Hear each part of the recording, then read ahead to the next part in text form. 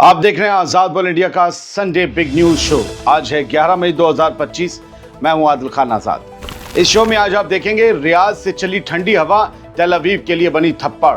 फिलिस्तीन, Syria, Lebanon अब Trump के साथ होंगे एक ही टेबल पर। आईडीएफ ने छोड़ा सीरिया और वेस्ट बैंक, गजा में भेजा फौजियों का जमावड़ा। बहुत बड़े ऑपरेशन के आसार, नेतन्याहू गजा को चलाने को तैयार। ईरान अमेरिका के दरमियान न्यूक्लियर टॉक्स का चौथा राउंड हुआ खत्म। ओमान में हुई गुफ्तगू को तेहरान ने बताया मुश्किल लेकिन फायदेमंद। राफेल गिराने के पाकिस्तानी दावे पर इंडियन एयरफोर्स का आया जवाब।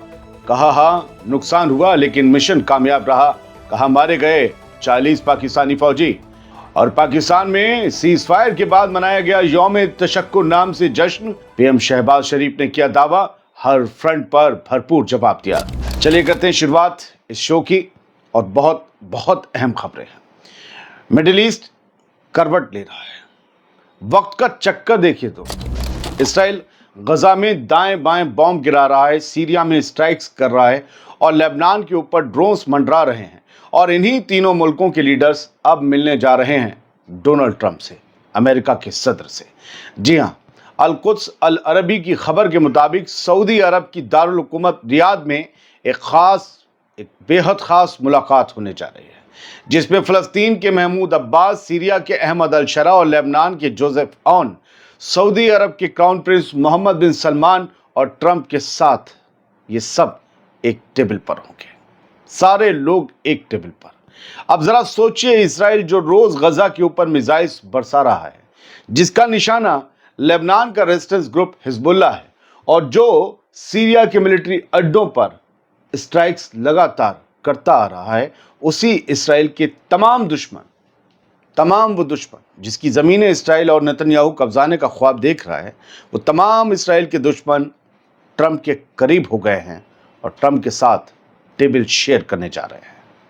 और नेतन्याहू का क्या, उसका नाम तो इस मीटिंग के दायरे से भी बाहर है। न दावत मिली, न फोन आया, बस एक और सीज फायर की डेडलाइन हाथ में है। ट्रंप जो पहले हर दौरे में इसराइल की तरफ पहला कदम रखते थे, जाकर सलाम करते थे, अब सीधा रियाद उतर रहे हैं और तेल अवीव की तरफ इस दौरे में देख भी नहीं रहे, यानी तेल अवीव जाने का कोई प्रोग्राम है ही नहीं। इसराइल में अमेरिका के एम्बेसडर माइक हकबी ने तो सफाई तक दे डाली कि इसराइल से कोई मनमुटाव नहीं है, मोहब्बत कम नहीं हुई। लेकिन नेतन्याहू जानता है कि बिलियंस ऑफ डॉलर की डील के लिए ट्रंप उसके साथ खेल कर सकते हैं। ये सिर्फ ट्रंप के सफर के शेड्यूल का मसला नहीं है, ये सियासत की ठोकर है। इस खबर को बड़े फलक पर समझने और सुनने की कोशिश कीजिएगा। यानी गजा के ऊपर बॉम्ब्स गिराकर जो तासीर छोड़ी गई थी, अब वही फ़लस्तीनी, लेबनानी और सीरियन लीडर्स ट्रंप के पास जाकर इसराइल के खिलाफ एक नया सियासी मोर्चा खोल रहे हैं। और उधर सऊदी अरब, कतर और यूएई सब इस स्टेज की लाइटिंग और मेकअप तैयार कर रहे हैं। तो बात बिल्कुल सिंपल है। इसराइल ने सोचा था कि हवा उसके हक में चलेगी, लेकिन अब लगता है कि रियाद से एक ठंडी हवा तेल अवीव तक थप्पड़ बनकर जा रही है। इस हवा के झोंके को महसूस कीजिए दोस्तों। अगले 2 दिनों में रुख बदल सकता है, कुछ बड़ा हो सकता है, क्योंकि रियाल और दीनार में शेकल से ज़्यादा ताकत होती है। दूसरी अहम खबर सुन लीजिए। ट्रंप जैसे ही रियाद में उतरने को हैं, नेतन्याहू गजा में आग लगाने को तैयार है। अभी ट्रंप ने मिडिल ईस्ट की फ्लाइट भी लैंड नहीं की है और नेतन्याहू ने गजा में नया कत्लेआम शुरू करने का बंदोबस्त कर लिया है। खबर पढ़ेंगे तो यही समझ में आएगा।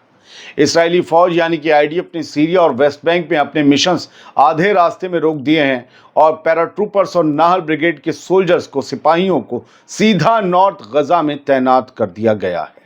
वेस्ट बैंक छोड़कर, सीरिया से निकालकर सबको नॉर्थ गजा में क्यों लाया गया है? यानी जिस वक्त दुनिया रियाद में ट्रंप के वेलकम के फूल सजा रही है, नेतन्याहू तेल अवीव में बॉम्ब्स और बुलडोजर रेडी कर रहा है। इस्राएली सिक्योरिटी कैबिनेट ने 2 मई को गजा में ऑपरेशन एक्सपेंड करने की हरी झंडी दे दी थी और अब सबूत मिल गया है, ये वही ऑपरेशन है। इस्राएल गजा के अंदर मिलिट्री कंट्रोल हासिल करने का प्लान लेकर आया है या गया है। सीरिया के बॉर्डर पर जो पैराट्रूपर्स स्ट्राइक कर रहे थे, जिन लोगों ने असद के बेसिस पे रेड मार के सब हथियार उड़ा दिए थे, उन फौजियों को वहां से हटाकर गजा भेज दिया गया है। वेस्ट बैंक में जो नाहल ब्रिगेड के लोग फलस्तीनी अफराद को पकड़ रहे थे, जिन ब्रिगेड्स ने सैकड़ों लोग गिरफ्तार किए थे और वेस्ट बैंक को लगातार तबाह कर रहे थे, वो भी अब गजा में दाखिल हो रहे हैं। और मकसद सिर्फ एक है, गजा को फिर से बारूद में नहला देना।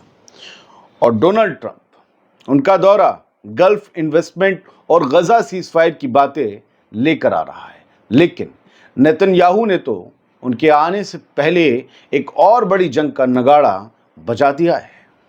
नेतन्याहू को पता है कि अगर ट्रंप ने महमूद अब्बास, सऊदी अरब, लेबनान और सीरिया के लीडर से मिलकर गजा के लिए कोई अमन का रास्ता खोल दिया तो उसके बाद सबसे बड़े नुकसान में इस्राइल का नाम होगा और 3 मुल्कों में उसके जो ग्रेटर इस्राइल का ख्वाब है धुआं हो जाएगा, जहां वो मिलिट्री ऑपरेशन चला रहा है अभी भी। इसीलिए ट्रंप का दौरा शुरू होने से कुछ घंटे पहले नेतन्याहू ने चल दिया है अपना सबसे बड़ा कार्ड। अगले 2 दिन गजा के लिए भारी हैं दोस्तों, क्योंकि एक तरफ ट्रंप मुनादी कर रहे हैं अमन की और दूसरी तरफ नेतन्याहू ने ऑलरेडी गो अहेड दे दिया है बॉम्ब्स बरसाने के लिए।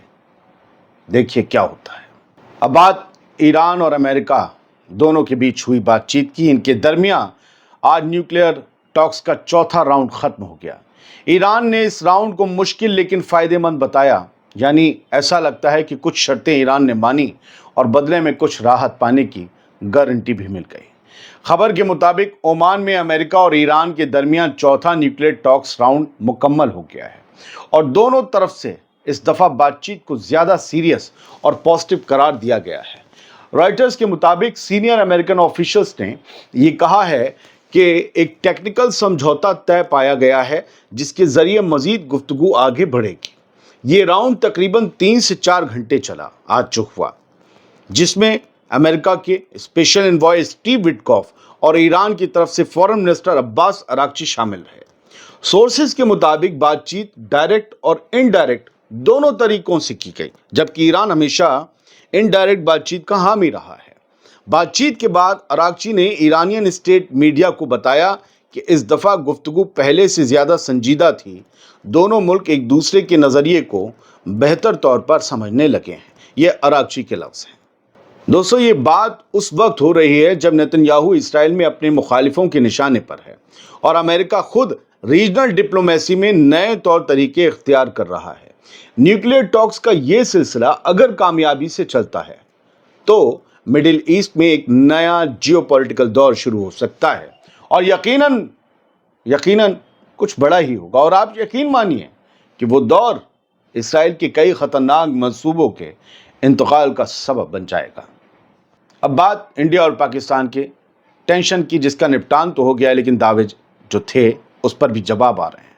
राफेल गिराने के दावे पर इंडियन एयरफोर्स का जवाब आया है। राफेल का नाम लेते हुए कहा है, हाँ नुकसान हुआ है लेकिन हमने अपना मकसद हासिल किया है, और कहा है कि अभी सब कुछ जारी है, इसलिए बहुत ज़्यादा रिपोर्ट्स नहीं दे सकते। बीबीसी की रिपोर्ट के मुताबिक राफेल एयरक्राफ्ट्स को लेकर पाकिस्तान के दावे पर जब इंडियन आर्मी ने संडे शाम प्रेस कॉन्फ्रेंस की तो एयरफोर्स की तरफ से एयर मार्शल AK भारती ने कहा, हम कॉम्बैट सिचुएशन में अभी भी हैं, नुकसान इसका हिस्सा है, नुकसान होते हैं। सवाल ये होना चाहिए कि क्या हमने अपना टारगेट अचीव किया, और इसका जवाब है हाँ, हमने अपना मकसद हासिल किया। ये एयरफोर्स की तरफ से कहा गया। उन्होंने कह दिया कि टेररिस्ट कैंप्स तबाह हुए हैं और इसी को मिशन का सक्सेस माना जाएगा। यही हासिल है, यही वसूल और यही कामयाबी है, यही तो मकसद था हमारा। हमने टारगेट अचीव कर लिया, उसमें क्या नुकसान होता है, क्या फ़र्क पड़ता है। पाकिस्तान के 2 राफेल गिराने के क्लेम पर डायरेक्ट कमेंट से बचे एयर मार्शल, लेकिन ये कहा हमारे सारे पायलट वापस लौट आए हैं। देखिए आगे और क्या खबरों में आएगा, वो हम ज़रूर आपको बताएंगे। इसी सिलसिले में दूसरी खबर है कि ऑपरेशन सिंदूर के बारे में इंडियन आर्मी ने जो संडे शाम प्रेस कॉन्फ्रेंस की, उसमें यह भी बताया कि इंडियन आर्मी की तरफ से पहलगाम टेररिस्ट अटैक का बदला लेते हुए 9 ठिकानों पर क्रॉस बॉर्डर स्ट्राइक की गई थी पहले दिन। इसमें 100 दहशतगर्द मारे गए थे। इसके बाद दोनों तरफ से 4 दिन तक हुई गोलीबारी में 40 पाकिस्तानी फौजियों की मौत हुई, ये इंडियन आर्मी ने कहा है, लेकिन 5 इंडियन जवान भी शहीद हुए, ये भी जानकारी दी गई।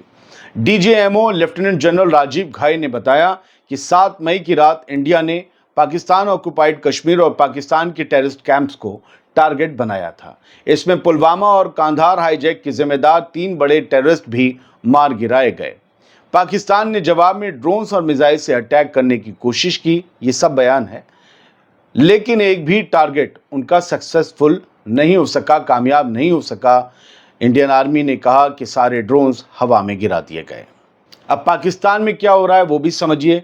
पाकिस्तान ने सीज़फायर के बाद इस कॉन्फ्लिक्ट को अपनी जीत करार दिया है और आज जश्न मनाया है।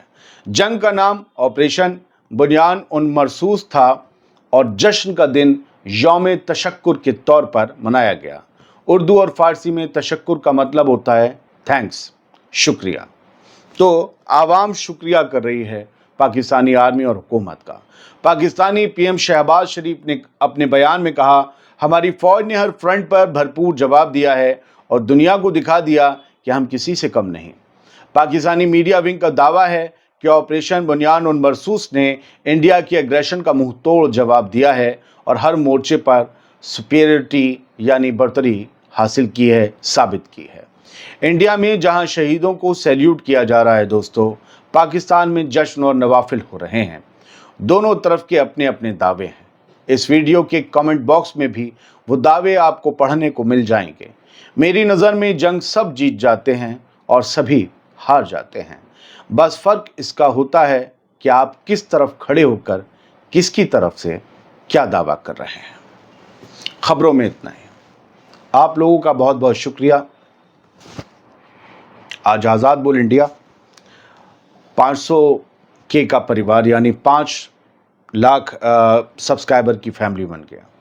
ये सिर्फ आप लोगों की वजह से मुमकिन हो पाया। देखिए आज मेरे लफ्ज़ गड़बड़ा गए, आपके बिना नहीं हो सकता था।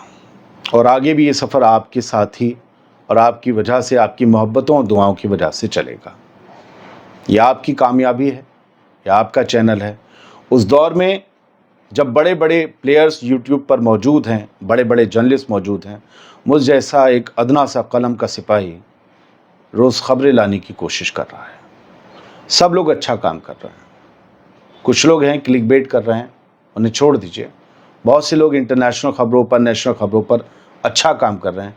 उनके मिलियंस ऑफ मिलियंस में सब्सक्राइबर हैं, उन सबको बधाई। उनकी मेहनत कम नहीं है, बस उनका कंपटीशन कम ज़रूर था। अब इस वक्त उन सब के बीच 5 लाख लोगों तक भी अपनी जगह बनाना कई मिलियंस के बराबर लगता है। ये सब आपकी वजह से मुमकिन हो पाया है। रोज़ के वीडियोस के व्यूज़ इस बात की गारंटी हैं कि आपको प्रोग्राम पसंद आ रहे हैं। बहुत बहुत शुक्रिया। आप बहुत शानदार लोग हैं। आपको सलाम।